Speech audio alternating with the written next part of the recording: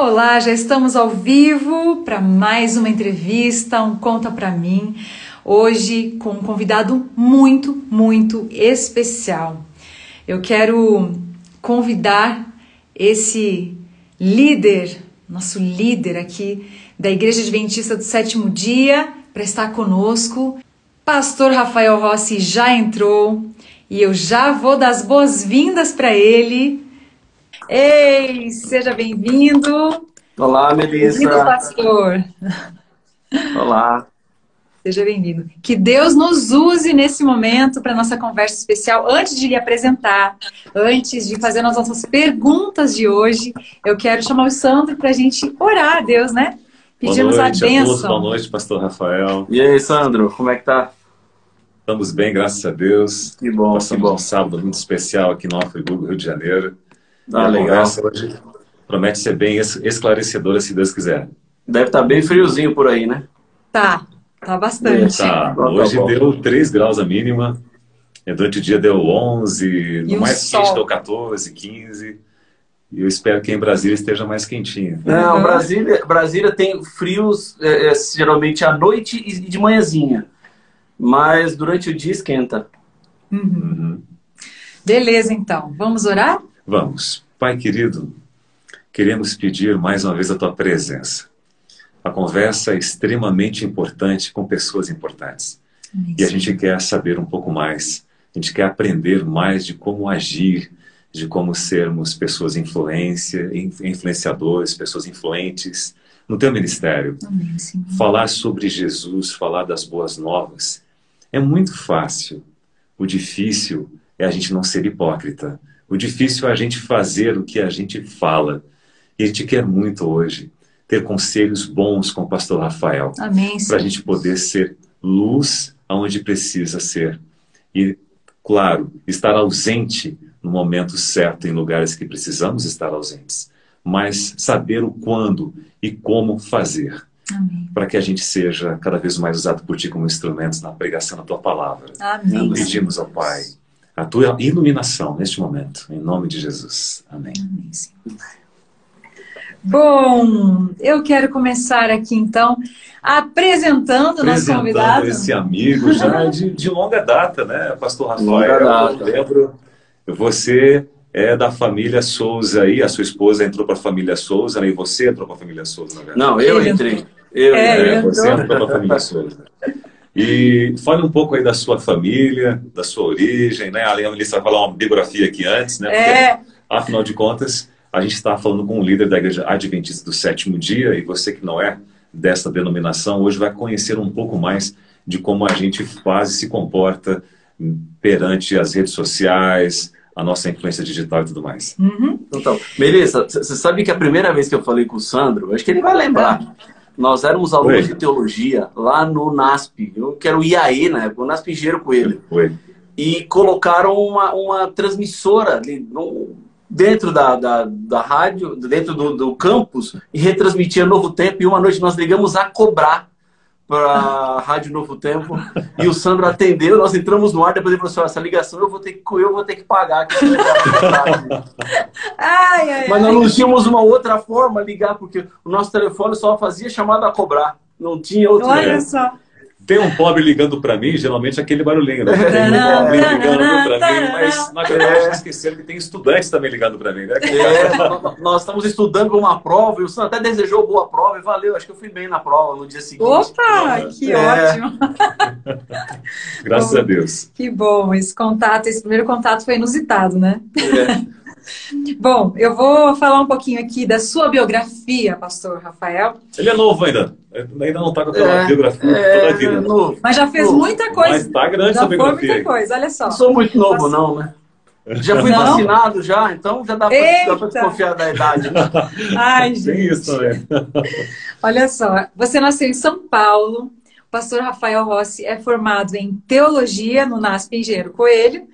Na época, então, era IAE, não era o NASP. IAE. Ok.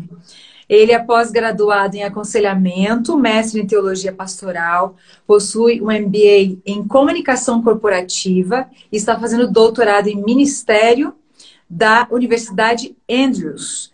Foi pastor distrital lá em Santo André e em Jacareí também, no estado de São Paulo. Foi evangelista, diretor de Ministério da Saúde da Associação Paulista do Vale, com sede em São José dos Campos, e evangelista também na União Central Brasileira, com sede em Arthur Nogueira. Depois, foi chamado para a Divisão Sul-Americana em Brasília. Aí atuou como secretário ministerial associado e diretor de Liberdade Religiosa. De julho de 2013 até pouco tempo atrás, foi o diretor de comunicação para 8 países sul-americanos. Atualmente é assistente da presidência da Divisão Sul-Americana, do pastor Stanley Arco, que é o nosso presidente atual. É casado com a professora Ellen de Souza Rossi e possui 2 filhotas lindas, maravilhosas, Giovana e Mariana. É isso mesmo, pastor? Depois dessa biografia, acho que nem minha mãe conseguiria colocar tantos detalhes assim. Agora tem que acabar a live, acabou o tempo da live. Só uma biografia. A lista é grande. Não, é um privilégio poder servir a igreja, trabalhar pelo Senhor. A maior bênção que eu tenho na minha vida é ser pastor. Foi o chamado que ele me fez lá quando eu era bem jovenzinho. Eu tinha 16 anos, Melissa. Quando eu coloquei no coração que ia fazer teologia, com 17 anos eu comecei a fazer teologia. Nossa. Me formei com 21 anos. Então, já se passaram 21 anos que eu estou trabalhando como pastor, então já dá para calcular. Mas são 42 anos. Metade da minha vida sem ser pastor e metade sendo pastor. Que legal. E quanto ao ministério também, temos 21 anos de Ministério da Música. Estamos aí, ó, em parte desse ministério. Nessa obra. E é importante a gente, começando agora as perguntas, né? A gente saber um pouco da atuação da igreja em meio à pandemia, quais foram as frentes adotadas pela igreja em atingir as pessoas em momentos assim tão especiais que surgiram mediante toda essa estratégia de atendimento aos membros da igreja, ao evangelismo. Qual foi a atitude da igreja, então, nessa pandemia que ainda estamos passando, né? Infelizmente, essa vacina não chegou a todos, mas quando chegar a gente percebe que vai entrar numa certa normalidade diferente do que nós tínhamos, mas o que a igreja fez e está fazendo? Eu parei para escrever um pouco, Sandro, porque aquilo que nós vivemos como igreja, vamos pensar nesse campo, foi algo realmente muito inusitado. E de uma hora para outra, nós vimos os nossos templos se fecharem e as pessoas desesperadas por uma coisa completamente inusitada, uma coisa que ninguém imaginava, ninguém pensava, foi tudo muito rápido. Nós tivemos que migrar completamente a nossa adoração para o digital. Nós mudamos rapidamente a grade da programação da Novo Tempo, começamos um programa chamado Adoração Especial, que agora continua com esperança para tempos de crise, mas tivemos que nos adaptar para que a igreja continuasse existindo. Porque o conceito que estava por trás e que permeava meu coração é: nós somos adventistas, ou nós somos cristãos, ou nós somos seguidores de Jesus, independentemente de templo. Se eu tenho templo ou não tenho templo, isso não pode mudar a minha fé, a essência do que eu sou, ou a essência daquilo que eu creio. Eu não posso ter uma religião, vamos assim dizer, templocêntrica. Mas a religião tem que ser cristocêntrica. Ela não pode estar centrada no templo. O templo é importante, o templo tem o seu papel, ele é fundamental, é onde nós nos reunimos, onde nós adoramos juntos, onde nós congregamos, onde eu conheço meu irmão, onde eu olho no olho dele, sei das lutas, sei das dores, sei das dificuldades. O mesmo acontece comigo, onde eu sou pastoreado. Há pessoas que olham para mim e falam assim: Rafael, eu vi que você está meio triste hoje, o que aconteceu? A gente ora, conversa. Nós temos uma comunidade, uma família de fé. Agora, quando isso nos foi tirado por causa da pandemia, foi necessário, assim, reinventar-nos de maneira muito rápida. Vamos pensar, assim, em aspectos práticos. As igrejas não estavam preparadas para isso. Os irmãos não estavam preparados para isso. Nós tínhamos, logo quando a pandemia começou, muitos irmãos com pacotes de dados de celular muito pequenos. E que se ele ficar um sábado 3 horas assistindo um programa pelo Zoom, ele consome o plano de dados dele todo, porque a internet que ele tem é só do celular. Ele não tem Wi-Fi na casa dele. Então, esse é o plano de dados. E nós tivemos que contemplar essa gama de dificuldades e diversidades para que as pessoas continuassem adorando a Deus, para que elas pudessem ser atendidas. Outro detalhe: que tecnologia iríamos usar para que a igreja continuasse fazendo o seu culto? Testamos várias delas e entendemos que o Zoom seria a mais propícia. Agora, como trazer os pastores para o Zoom? Nós temos quase 5.000 pastores na América do Sul. Não é uma mudança rápida, não é só meia dúzia que você pega aqui e dá uma assinatura de Zoom para cada um. São 5.000. Então você faz assinatura para 5.000 pastores, tem que dar treinamento e capacitação para 5.000 pastores, para que eles consigam capacitar os anciãos das igrejas, porque são 5.000 pastores no universo de quase 30.000 igrejas. Uau! Verdade. Então nós tínhamos que também ter como as igrejas iam fazer para atender o mundo digital. Foram muitas adaptações. Uma delas, que eu sofro até hoje, é pregar sentado. Muito difícil. Porque na primeira semana que eu tive que pregar sentado, eu sentei aqui, preguei e falei assim, mas que estranho, sentado na cadeira. Eu gosto de ouvir. É uma sensação esquisita. E essa adaptação também se dá de outra forma. Por exemplo, quando você está na igreja pregando, pessoalmente para as pessoas, ou você está num estúdio gravando um sermão, você vê as câmeras, está pregando para as pessoas que você imagina que estão lá. Quando você está na igreja, você vê que as pessoas estão lá. E pregar numa sala de Zoom, quando tem 4, 5 câmeras abertas e o resto tudo fechado. Você não vê o rosto, a expressão, né? Você não consegue ver o rosto, você não consegue sentir as pessoas, se elas estão gostando, não estão, porque você, quando está pregando, você comunica-se com as pessoas pelos olhos. Você olha um, olha outro, você vê a reação das pessoas, você olha como elas estão, né, reacionando àquilo que você está falando. E o Zoom foi essa adaptação para a igreja.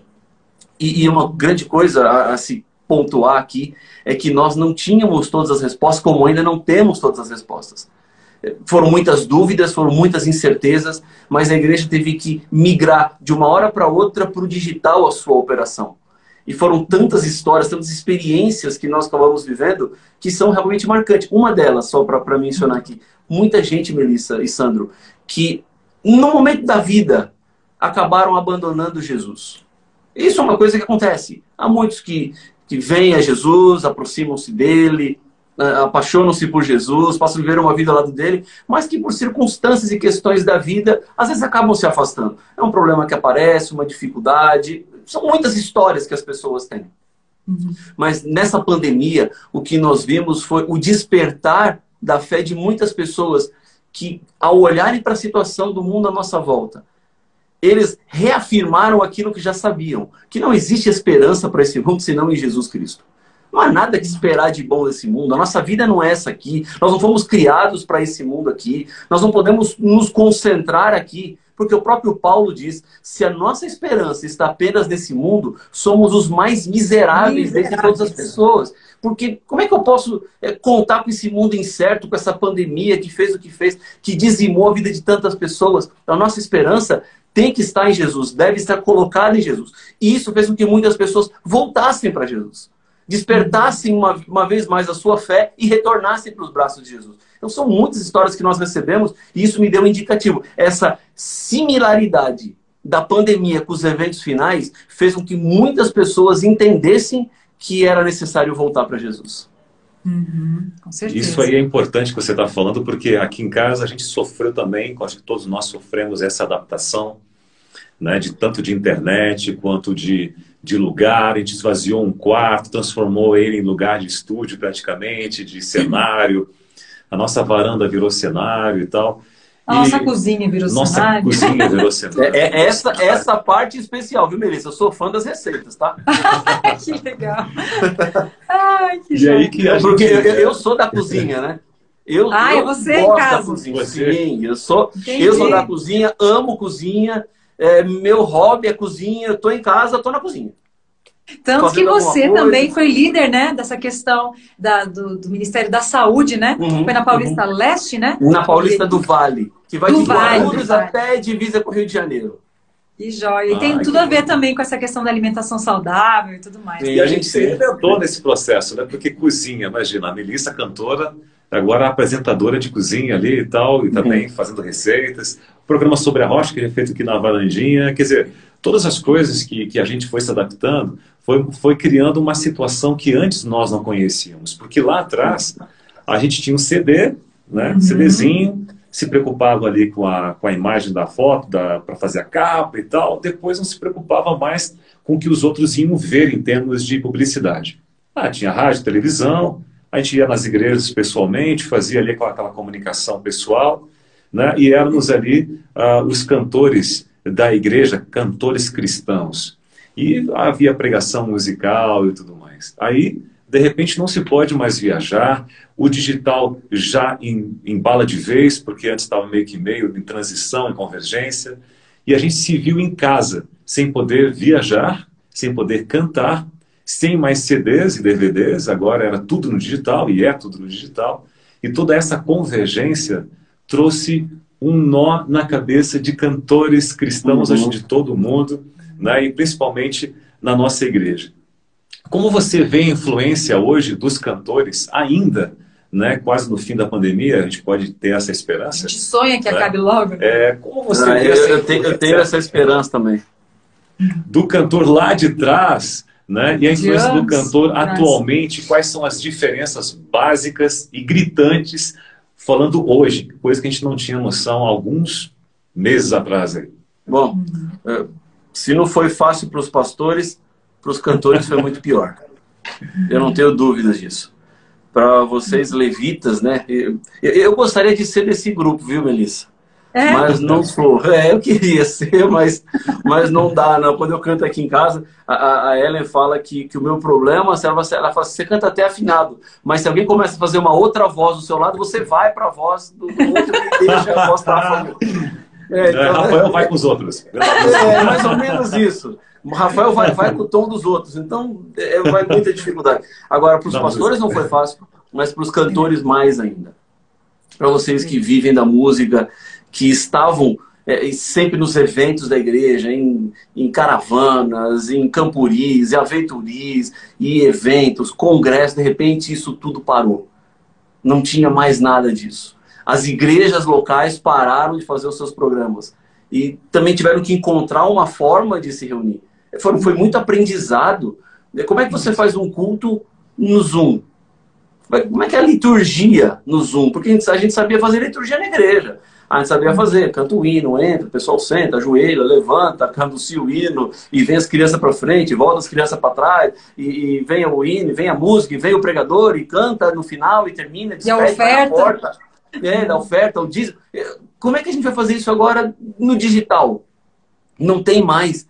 Então, Sandro, eu vi que para os cantores foi uma luta enorme, um desafio enorme.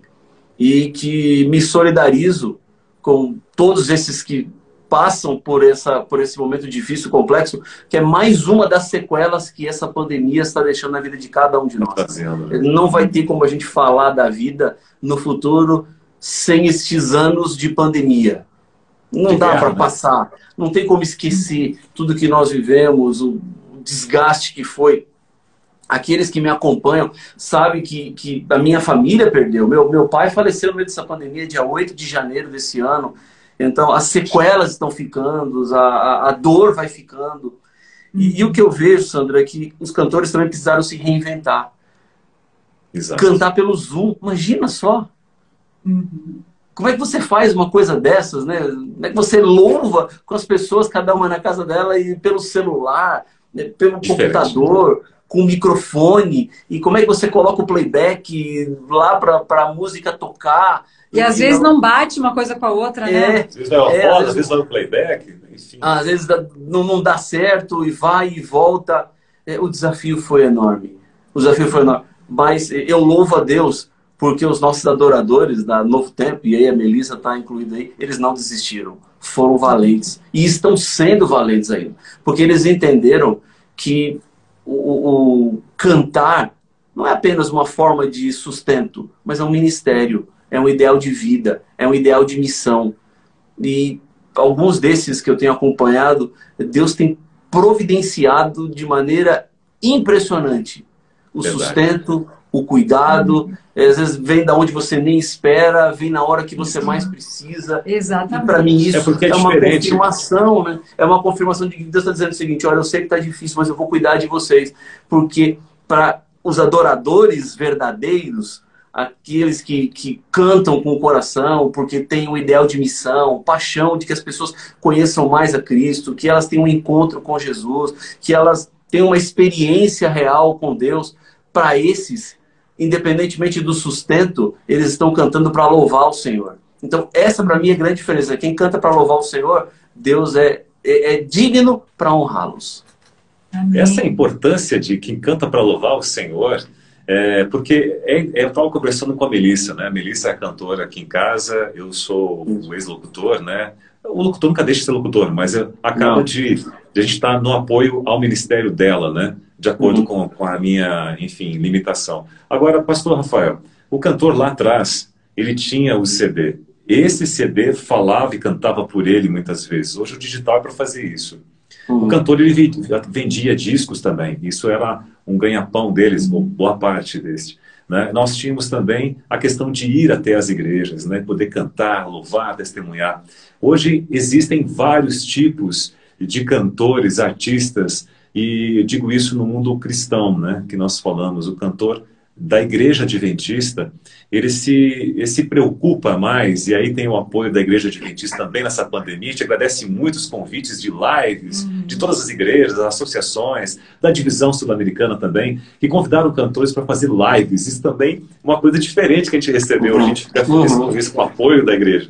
E hoje, a gente percebe que a influência do cantor evangelista, e aí você acaba de falar de um cantor evangelista, é um cantor que se preocupa e conhece, tem consciência da sua influência, o poder de influência nas mídias digitais hoje.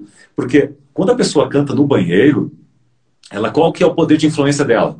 É sobre ela mesma, né? No treinamento, na hora de ver uma letra e tal, mais nada. Ou inculcar aquelas palavras. Se ela percebe que alguém da família está ouvindo ela cantar no banheiro, ela já se preocupa um pouco mais, né? Agora, quando você percebe, eu estou dando um exemplo aqui até bem simples, mas quando você canta e você sabe que tu tem muitos seguidores, 1.000 a 100.000 seguidores, enfim, 1 milhão de seguidores, você tem ali uma igreja praticamente que está ali para ouvir esse conteúdo música. A influência de um cantor antigamente num CD gravado, tá? E quando ele ia até a igreja era um. E aí alguns cantores, vamos dizer, a gente no início também pensou assim, poxa, acabou a nossa influência? A gente vai ficar em casa. E aí, talvez é uma questão de utopia do foco, né? A gente pensava que era só isso, né? Então a gente se reinventou, mas se redescobriu na influência. A influência digital hoje ela é enorme. Então qual que é o conselho da igreja, da liderança da igreja, a um cantor adventista perante essa poderosa influência que hoje, talvez por muitos ainda, não percebeu o quanto isso é importante e quanto é influência dentro do mundo digital? Sem dúvida, Sandro, você pontuou muito bem da forma como eu vejo e percebo tudo o que tem acontecido. As redes sociais, elas eram vistas por muitas pessoas com desconfiança. Talvez tinha preocupação, medo. E numa hora para outra, quando a pandemia chegou, a rede social, que era desconfiança, virou uma bênção. Porque transformou-se na forma que nós tínhamos da igreja continuar existindo. Nós estamos falando sobre cantar. Mas vamos pegar um pouco do lado dos pastores. Os pastores começaram a visitar pelo Zoom. Sim. E eu conversei com alguns pastores e falava assim, olha, eu estou trabalhando o dia inteiro.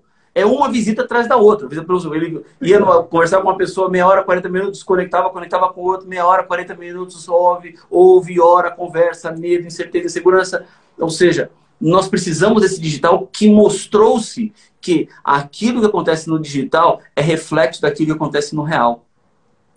O que está acontecendo aqui hoje, ó, eu estou aqui em Brasília, vocês estão em Friburgo, estamos conversando e falando, isso é real. Isso não é digital. Talvez esse conceito tenha saído do coração de muitas pessoas que achavam que o que é digital é uma vida e o real é uma outra vida. E hoje elas se entrelaçaram. O real e o digital se transformaram numa coisa só. Então a sua persona ou seu avatar numa rede social é reflexo daquilo que você é fora da rede social. É a vida que você tem.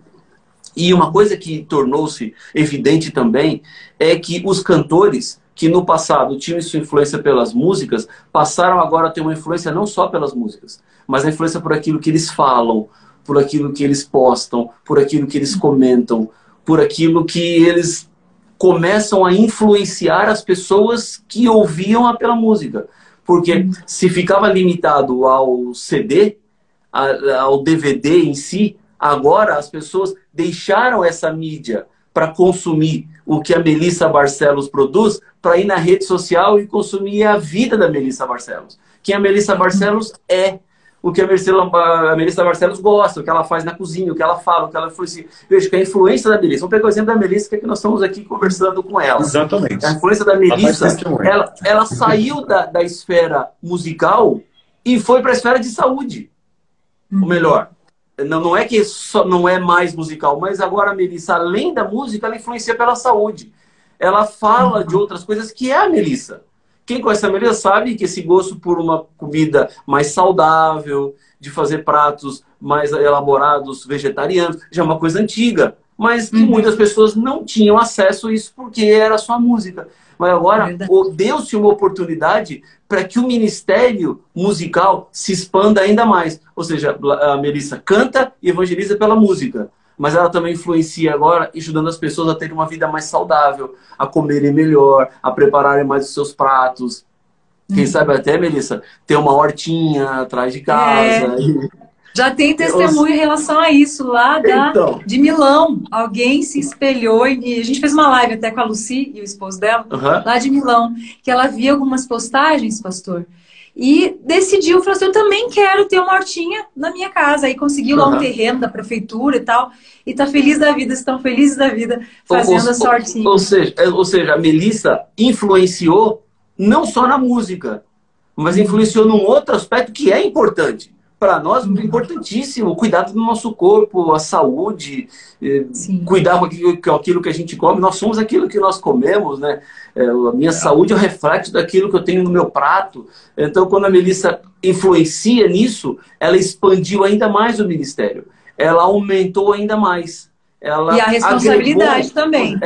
Ela agregou um outro aspecto ao ministério musical dela, que já era um ministério tão bonito, tão bem sucedido, mas agora contém um outro braço. A Melissa canta e a Melissa ajuda as pessoas a terem saúde.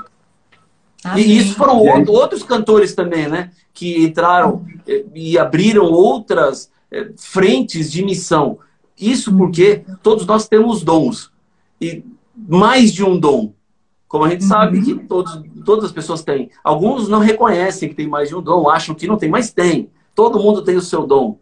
Tem que encontrar esse dom, tem que achar esse dom. E quando você começa a aproveitar outros dons, Melissa, você vai levar para o seu ministério musical pessoas que talvez não conheciam a tua música, mas vão te conhecer pela culinária. E pessoas que conhecem você pela música vão conhecer também a culinária. Então você acaba ampliando e potencializando o chamado que Deus fez para você. Amém. E diversificando essa questão também dos seguidores, né? A gente percebe isso, o público mudando nesse tempo, né? E assim, vou confessar uma coisa, eu nunca pensei em abrir a minha cozinha para fazer isso. Nunca passou pela minha mente isso, sabe? Mas a gente percebeu uma necessidade. Então, assim, estar aberto à impressão até do Espírito Santo para dizer faz isso, faz aquilo, eu acho que foi muito importante para o nosso ministério nessa questão, né? E também não me achava nem um pouquinho apta a fazer também o programa diário, imagina, todos os dias essa responsabilidade de falar, abrir a Bíblia, né? Para divulgar a palavra de Deus assim de uma maneira certa, né? Diária, no Sobre a Rocha que a gente tem no canal. Então, assim... Eu recebo todo dia, viu, Melissa, os vídeos? Todo dia. Um amigo meu chamado Arley de Sorocaba, ele me manda seu vídeo. Todo dia. Ele é o replicador para você. É o replicador para mim. Todo dia. Mas então, assim, é algo muito... Às vezes se torna até um pouco pesado, sabe? Mas, assim, ao mesmo tempo... pesado de agenda, né? Pesado de agenda, de gravações e tudo mais. Mas é uma realização muito grande a gente ver os resultados, as pessoas sendo abençoadas. Gratificante. Porque realmente, como o senhor falou, não é... eu, como cantora da Igreja Adventista, cristã, nascida até, inclusive, na Igreja Adventista, não fica por aqui, a minha influência não tem que necessariamente ficar só na música. Ela precisa, agora, como você falou, ela se expandiu. E foi uma coisa natural mesmo, que a gente sentiu necessidade e foi se redescobrindo. Então, assim, eu louvo a Deus porque Ele nos deu essa chance, né? E apoiadores, como você falou. a bênção às vezes vem de forma inusitada, de pessoas que você não imaginava, ou até de empresários que a gente solicita e assim, de bom grado, eles nos apoiam. Então, assim, realmente Deus tem nos mantido verdadeiramente. Agora, eu tenho uma questão aqui que a gente não pode deixar de pegar o seu conselho como líder da igreja, de ter a sua palavra, não só nós, mas todo mundo que está assistindo.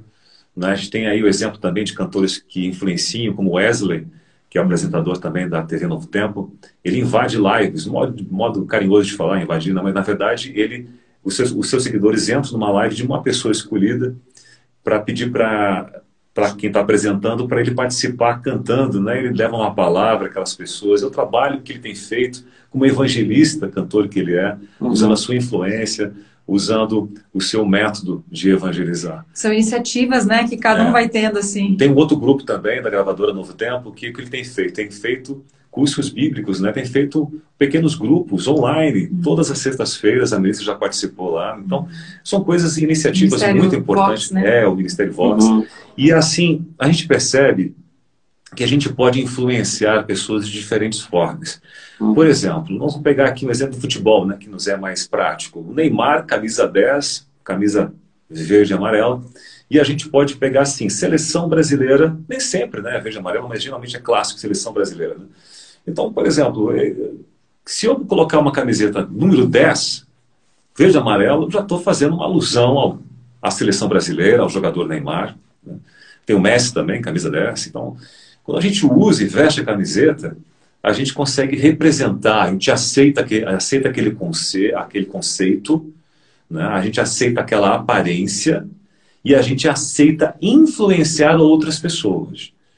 Então, como eu pertenço a uma igreja adventista do sétimo dia, é uma instituição que os cantores da igreja, principalmente da gravadora Novo Tempo, representam uma instituição. Representam dogmas, representam o dia a dia, o aconselhamento de uma igreja, né? Então, quando eu represento uma instituição, a gente consegue entender que eu tenho que vestir a camiseta número 10 daquela instituição. Né? O que ela tem de melhor para oferecer para as pessoas. Saúde na cozinha. A gente pode ser uma influência no evangelismo. E qual é a influência que você acha que seja coerente na questão da modéstia cristã? Né? É um assunto que até certo ponto é polêmico, mas cada instituição tem a sua maneira de ser representada com a modéstia cristã entre diversas religiões. Né? Tem a Assembleia de Deus, tem a Batista, cada uma tem a sua maneira de agir, de proceder.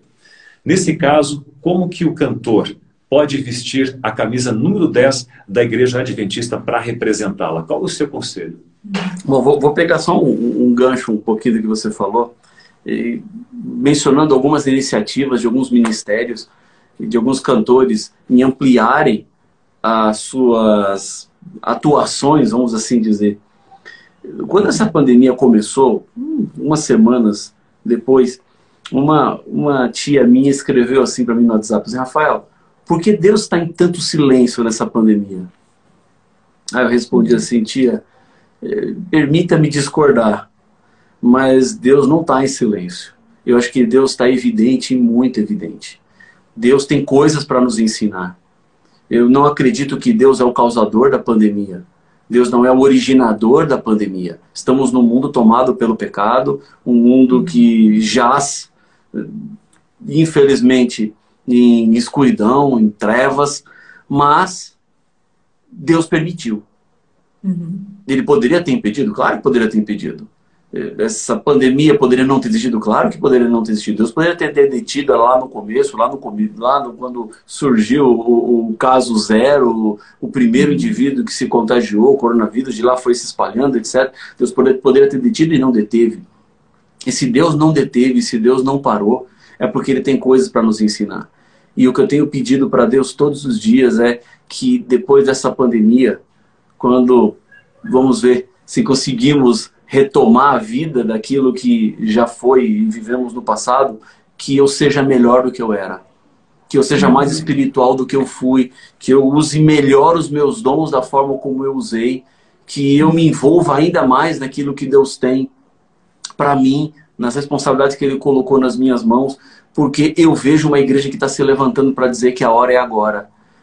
Uma coisa ficou claro para mim, Sandro e Melissa, a igreja pode entrar em quarentena. Eu posso entrar em quarentena, mas a missão, essa nunca entrará em quarentena. Porque se não tem igreja, a gente vai para o celular. Se não tem celular, a gente acha outra forma, a gente acha outro meio, mas não nos detemos de pregar o evangelho, não nos detemos de atender as pessoas, de falar de Jesus, de apresentar a elas a única solução que nós temos para o problema definitivo desse mundo, que é o pecado. Agora, o que Deus espera de nós é exatamente isso, que nós nos coloquemos à disposição. E esses dons e talentos acabaram aparecendo, acabaram surgindo. Gente que poderia fazer mais e que estava fazendo pouco. Gente que estava usando 2 ou 3 dons, poderia usar 5, poderia usar 10 dons. Tem a parábola dos talentos que Jesus conta na Bíblia, né? Um tinha 5, ficou com 10, outro tinha 2, ficou com 4. E Deus parabeniza esses por multiplicarem os seus dons, porque Deus ele espera e quer isso de nós. E essa pandemia, de uma certa forma, é Deus dizendo para a igreja: use de maneira ativa e proativa os dons de vocês. Coloquem-se disponíveis para a missão. Permitam que o Espírito Santo use vocês para que a gente consiga fazer mais do que nós fizemos até aqui. Porque chegará um tempo que a pregação do Evangelho vai se intensificar. Eu creio nisso. Jesus prometeu que ele voltaria quando o Evangelho fosse pregado a toda tribo, nação, língua e povo. E até então, nós vimos muitas dificuldades para pregar o Evangelho para o mundo todo. Como é que eu vou chegar em alguns países onde não se tem liberdade religiosa? Como vou entrar em alguns lugares onde não me dão vistos de entrada?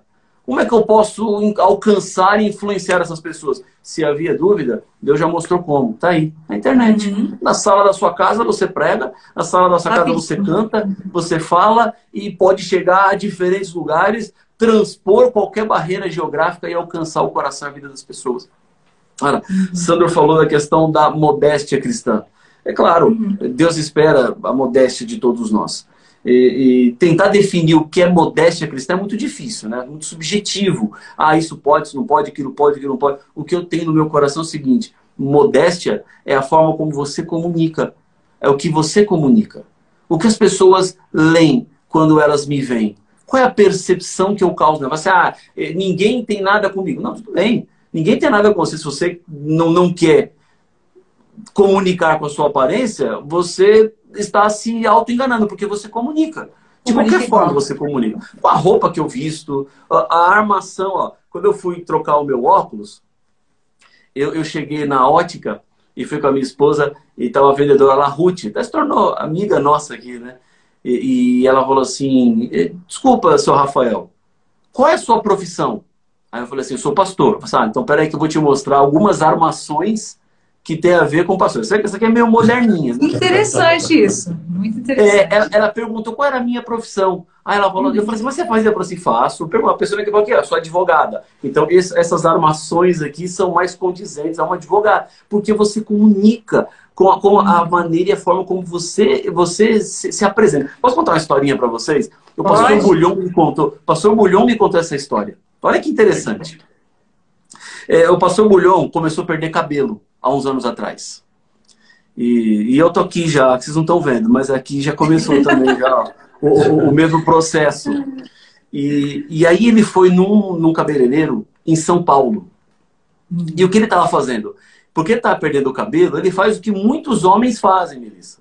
Que é deixar o cabelo crescer aqui e dar uma jogada para trás para o cabelo cobrir o buraco de cabelo.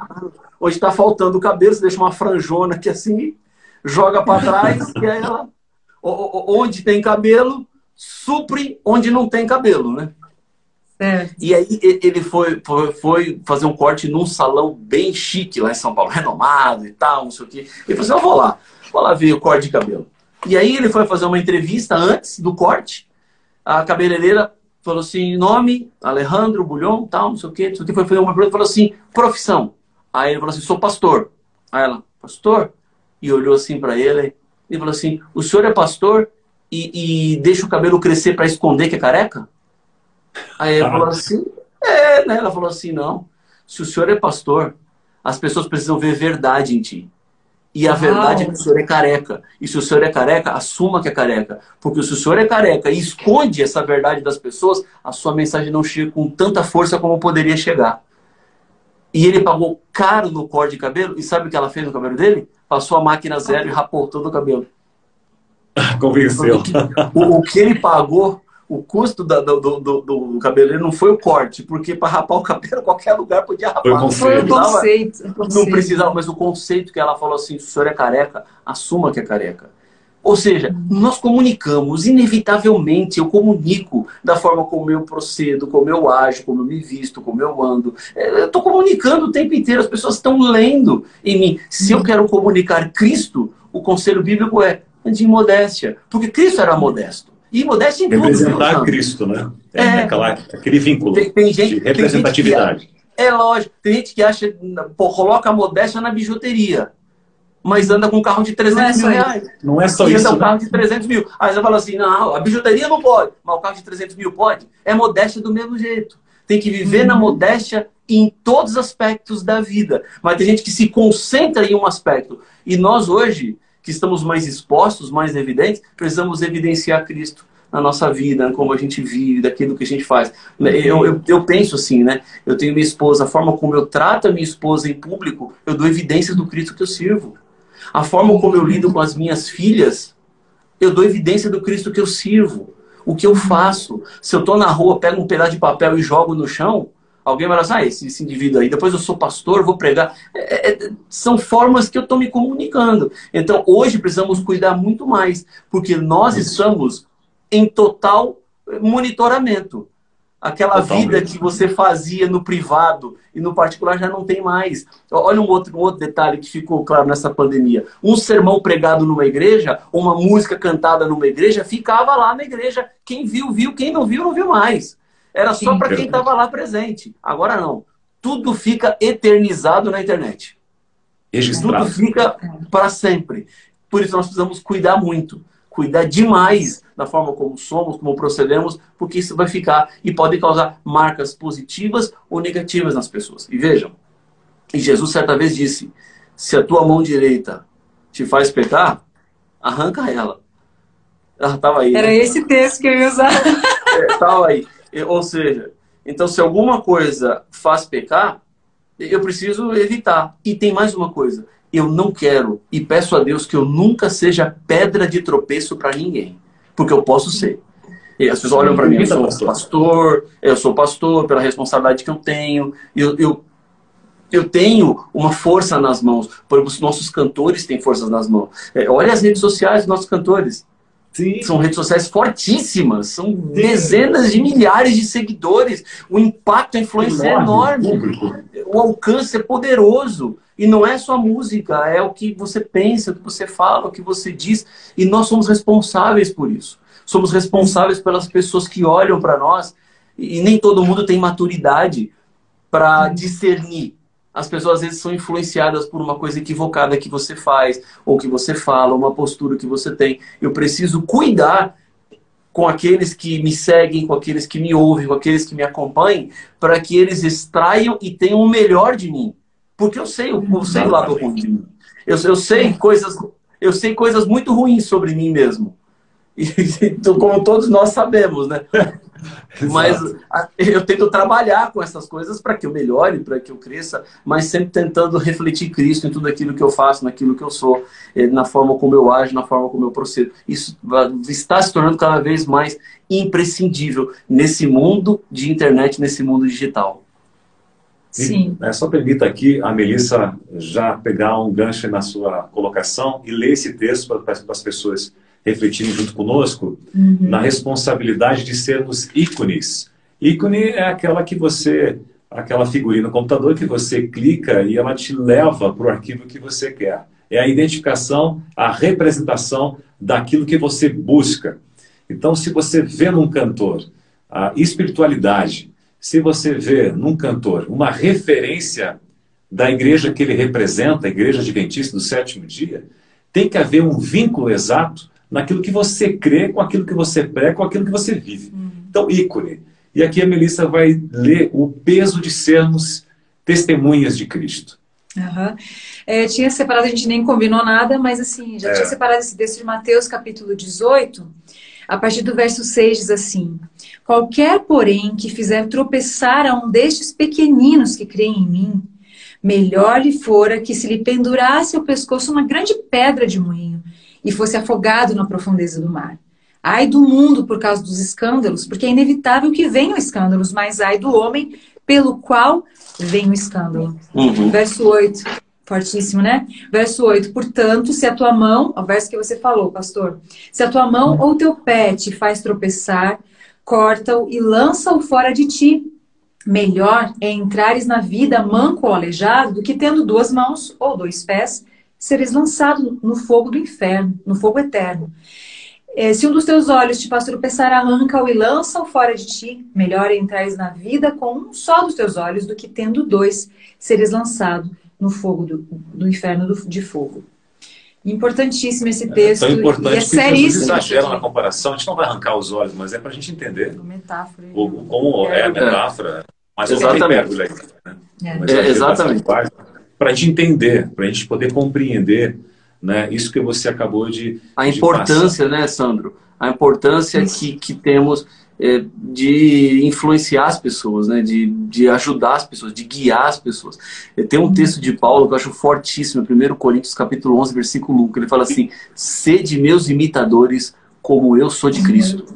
Uau! Olha a condição que ele vai falar assim: ei, vocês querem seguir Jesus? Me seguem.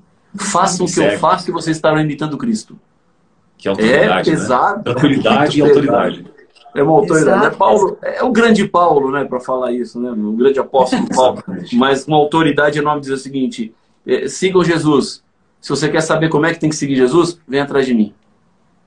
Minha nossa. E a gente pede para que os seguidores sigam o nosso perfil, sigam as nossas plataformas digitais. E aquilo, será que aquilo mesmo que a gente está fazendo ali está representando de forma Jesus, né? Está levando as pessoas para Jesus ou afastando? A gente tenta, assim, sempre se questionar a respeito disso, né? Porque é muito forte aquilo ali. O melhor ser jogado no fundo do mar do que escandalizar alguém, né? Com alguma. Ou seja, o conselho de Jesus é: não escandalize ninguém, não crie muros, né? Mas construa pontes. Sim. Por isso que é importante de fazer o comum, o que é comum para a Igreja Adventista do Sétimo Dia, a orientação, os dogmas. Vamos vestir essa camiseta, vamos ser um em meio a tantos, mas vamos ser todos juntos uma só igreja. A mesma linguagem. A mesma linguagem. Mas é certo ou errado, não é a questão. A questão é de fazer o comum, para não escandalizar, para a gente fazer aquilo que nos deixa tranquilos, porque a igreja se reúne a cada 5 anos para dar as diretrizes, e Deus está presente. Deus está presente nessas reuniões, e a gente crê nisso. E a gente fica tranquilo como membro que os pastores, os líderes, estão nos guiando para pastos verdejantes. Inclusive, não sei, lógico, não é do teu conhecimento, a gente nunca lhe falou, mas o seu sogro, o pastor saudoso Milton Souza, antes, ele estava no leito do hospital, poucos dias antes de ele perder a vida e tal, por câncer. A gente ligou para ele, né? A gente passou uma mensagem mencionando o Salmo 23. Ele foi um pastor que marcou muito a história da TV, do sistema adventista de comunicação, da TV Novo Tempo, da rádio, enfim, todo o complexo de comunicação da igreja. E com muita saudade a gente lembra dele, e lembramos também desse verso, dessa passagem, esse salmo que a gente passou para ele. E neste momento, pastor, a gente gostaria de uma palavra sua que nos levasse para esse pasto verdejante da sabedoria, das palavras, do conselho, que vem da liderança da igreja, e o qual Deus te colocou e te confiou, né, neste momento da história que nós estamos vivendo, deste mundo, da emergência da palavra dita ao seu tempo, da experiência vivida e repartida. Então nós precisamos da sua mensagem, nós todos que estamos te assistindo agora, né, não só para os cantores da igreja, né? Você esteve à frente da comunicação, agora está aí junto na liderança máxima da igreja. Então a gente pede, né, neste momento, a sua palavra, a sua oração final também, após a sua mensagem, para essa questão da influência, como é importante, né, o testemunho vivido, o verdadeiro, que tenha poder e autoridade, como foram as palavras de Paulo, que a gente tome posse dessa realidade de Paulo na nossa vida, né? Então a gente quer ouvir o seu conselho final a todos que são ícones na igreja, não só a cantores, mas líderes, evangelistas, obreiros, líderes de igreja, né, anciãos, enfim, a liderança dessa igreja que acredita, né, e que pratica e que guarda os 10 mandamentos, que acredita no espírito de profecia, de um selo que vai ser colocado nos seus fiéis nos últimos dias, que já está sendo colocado, na verdade, né, de cada momento que a gente passa de santificação até sermos glorificados. Não somos perfeitos, somos cheios de erros, como você mesmo falou, né? Todo dia é uma luta, é uma guerra, é um abandonar, é se separar do mal, mas sempre há uma orientação, né, vinda da liderança, e a gente quer recebê-la agora através de suas palavras. Obrigado, Sandro. Obrigado, Melissa, pelo convite. Foi muito bom esse bate-papo que nós tivemos aqui hoje. E eu saio daqui assim, me sentindo abençoado por aquilo que a gente conversou, pelos momentos que a gente teve juntos aqui, por trocar essas experiências, por ver como Deus tem conduzido e guiado a vida de vocês, mesmo com tantas dificuldades que foram colocadas por essa pandemia à nossa volta. O verso que eu gosto muito na Bíblia, demais, é o verso que está em João, no capítulo 14, os 3 primeiros versos. São versos conhecidíssimos de todos nós, são versos bem conhecidos da Bíblia. Deixa eu só pegar minha Bíblia aqui. Eu estava usando a Bíblia no iPad e ela parou de funcionar. Deixa eu pegar a Bíblia agora em papel. João capítulo 14, os 3 primeiros versículos. Essa versão que eu estou usando aqui é a versão Nova Almeida atualizada. Estou gostando bastante desta versão aqui, é minha nova versão preferida. Mas Jesus diz assim, olha, que o coração de vocês não fiquem angustiados. Vocês creiam em Deus, creiam também em mim. Olha que coisa interessante aqui. Jesus está falando uma coisa que aparentemente pode parecer impossível. Mas olha, vocês não tenham o coração angustiado. Ou, como diz a versão mais conhecida, né, Almeida atualizada, assim, não se turbe o vosso coração. Turbar tem a ver com turbulência, né? Turbar tem a ver com problema, turbar tem a ver com dificuldade, turbar tem a ver com perturbar, turbar tem a ver com estar angustiado, agoniado, aflito. E Jesus falou assim, olha, que não fique assim o coração de vocês. Mas como é que o meu coração pode ficar livre disso tudo?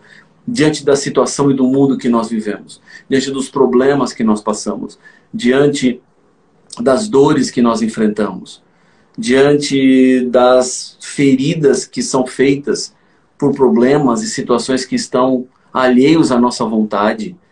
Como é possível alguém não ter o coração angustiado? Como é possível alguém não ter o coração perturbado? E Jesus mesmo dá um antídoto aqui. Ele diz assim, olha, não se turbe o vosso coração. Não fiquem com o coração angustiado. Qual é a receita? Creia em Deus e creia em mim. E o que isso quer dizer? O seguinte. Crer em Deus e crer em Jesus dá o sentido de pertencimento e de direção. Eu não estou sozinho nesse mundo. Deus está comigo. Portanto, ainda que eu tenha situações difíceis à minha volta e que me levariam facilmente à angústia, que me levariam facilmente à tristeza, que me levariam facilmente ao desânimo, Jesus diz assim, não, creia em Deus, creia em mim. Por maior que seja o problema, Deus continua lá. Ele continua cuidando de nós. Eu sempre penso que por trás das nuvens da tempestade, o sol continua brilhando.